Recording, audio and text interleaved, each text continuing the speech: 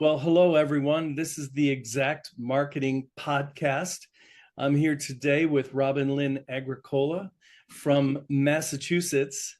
We're doing a little road trip around the country talking to different agencies about some of the unique challenges that they're facing today and some of the new unique solutions that they're coming up with. So welcome. Thank you. It's great to be here. Good to see you, Robin. What unique challenges are you facing in marketing to clients across the country or in whatever region you'd like to market in?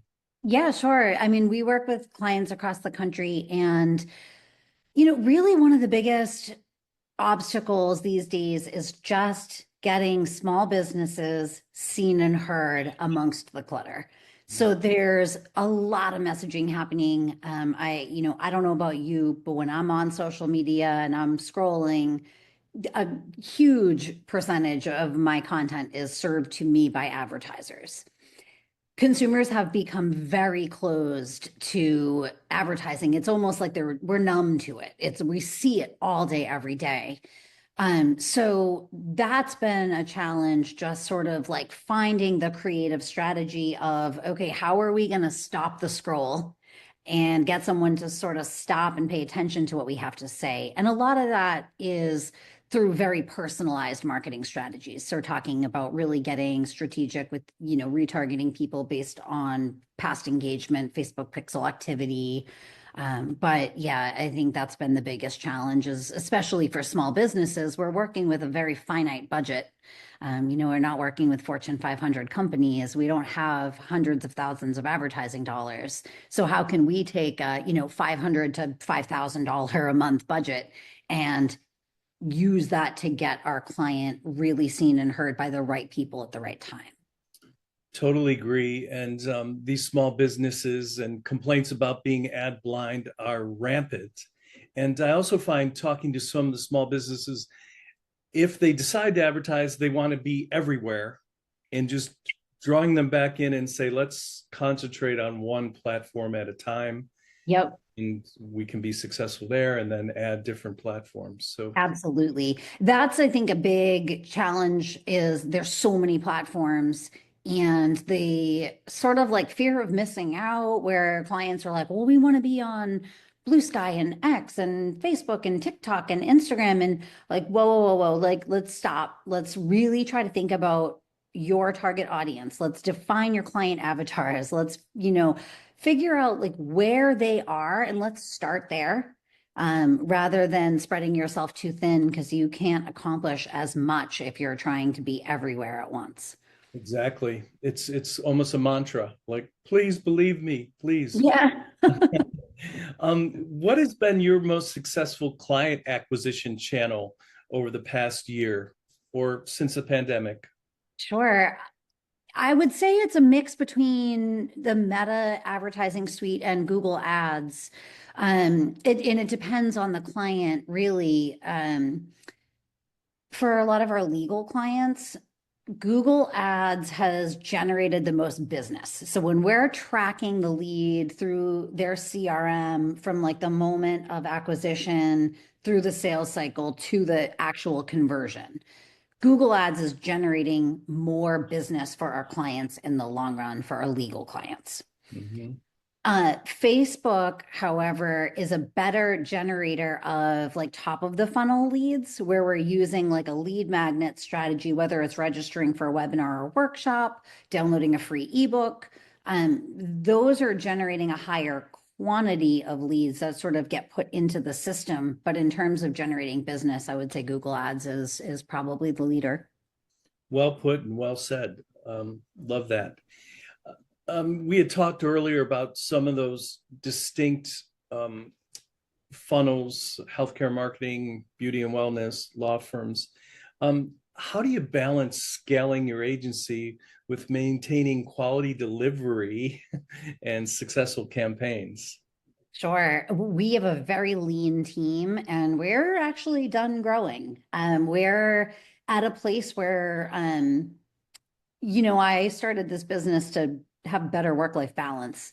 And I love that me and my team can enjoy that sort of flexibility in schedule. And I realize that scaling the business too big not only results in lack of quality on the client end, you lose that quality as you're training new people and getting them up to speed on, okay, these are the client strategies, these are the marketing programs.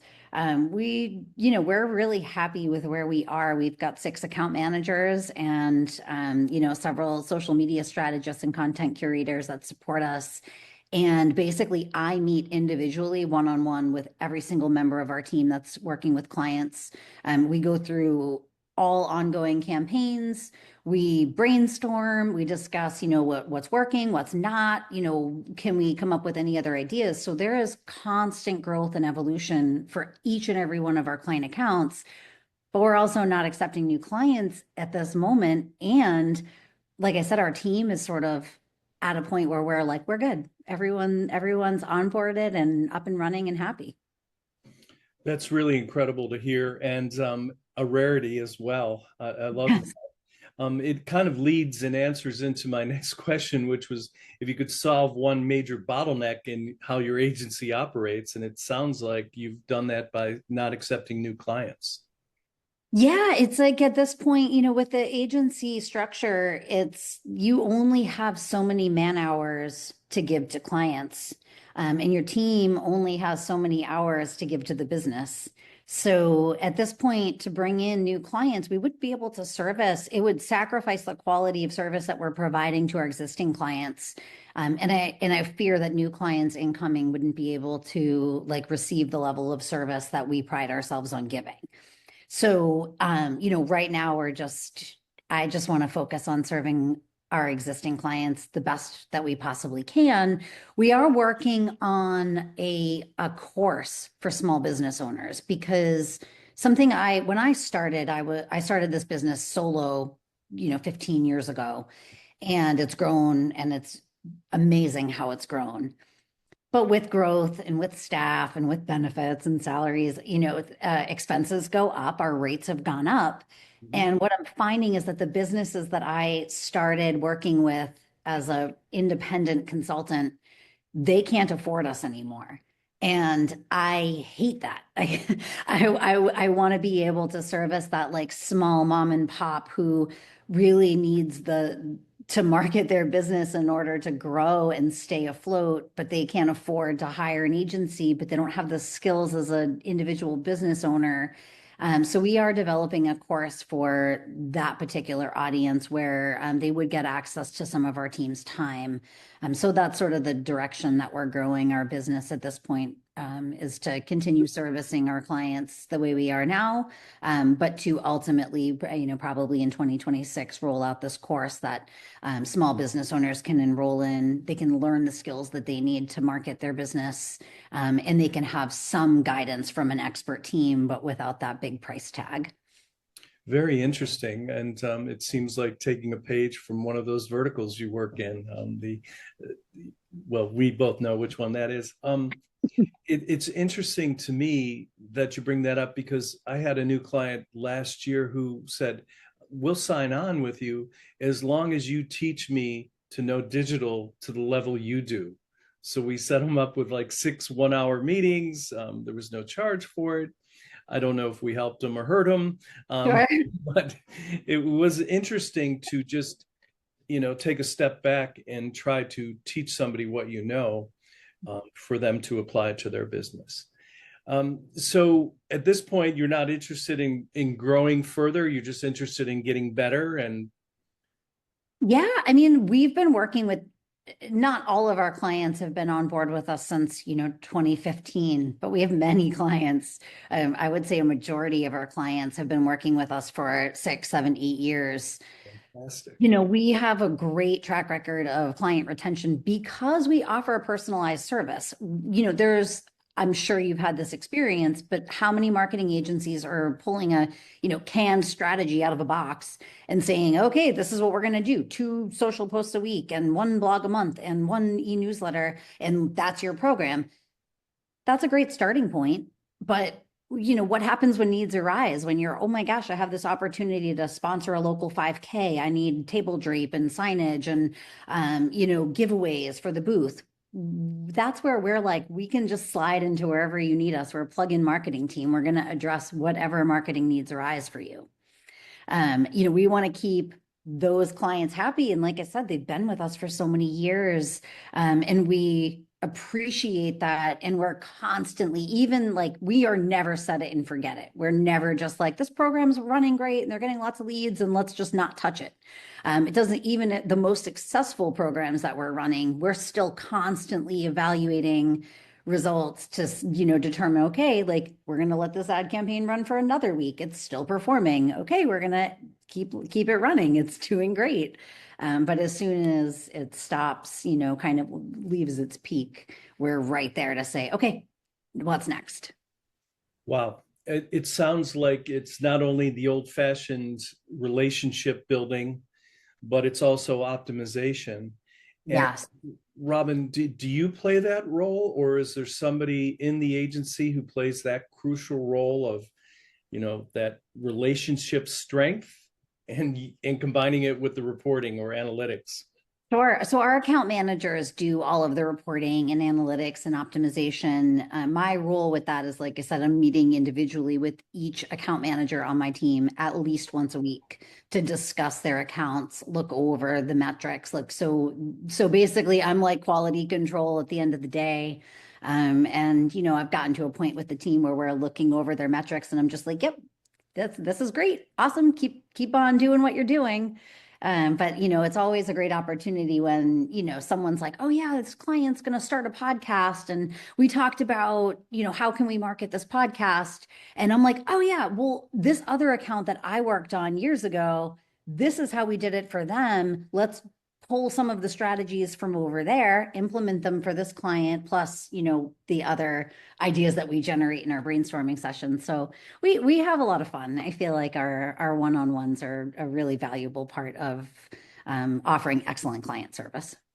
Yeah, I'm definitely from the thought base of facts tell and stories can sell, because you can expand information and experiences, and people can relate more Yeah. closely to that than some sort of reporting or analytic deck. Um, this is really the last question. It's, what advice would you give other agencies who are looking to expand their business today? And that may not be the most pertinent question for you, but what advice would you offer anybody else out there? Yeah, I would say be awesome at what you're doing. Have your special sauce dialed, have your values and your vision, stand behind them, be who you are, know your client, know the direction you want to grow in, and don't try to please all the people all the time. You can't. And in today's day and age, especially, consumers are putting more dollars behind companies that support the same values that they have. So, don't be afraid to take a stand. It's going to help you attract clients who are a good fit for you. And that's the key to growth, is when you find those clients who share your vision and values, you're not going to lose them. And then the word of mouth that comes with that is going to continue to propel your business. I mean, we have grown to, where we are today. I think we spent $200 once on a Google Ads campaign. Wow. It's all been organic growth, and that's why we have our close rate is very high. We don't lose clients. I can count on one hand the amount of clients we've lost in the last 5 years of business. So that's a pretty special place to be. So yeah, be who you are, stand in your power, own your vision and values, and target the client that's right for you. Extremely wonderful advice. And I love your energy. And as I said, I love the tone of your website. Reminder to everybody, I'm speaking with Lynn Agricola from Birdhouse Marketing. It's a virtual agency that is working across the country, but was founded in Massachusetts. Robin, is there anything else you'd like to add to our interview today? I can't think of anything. It's been wonderful to chat with you.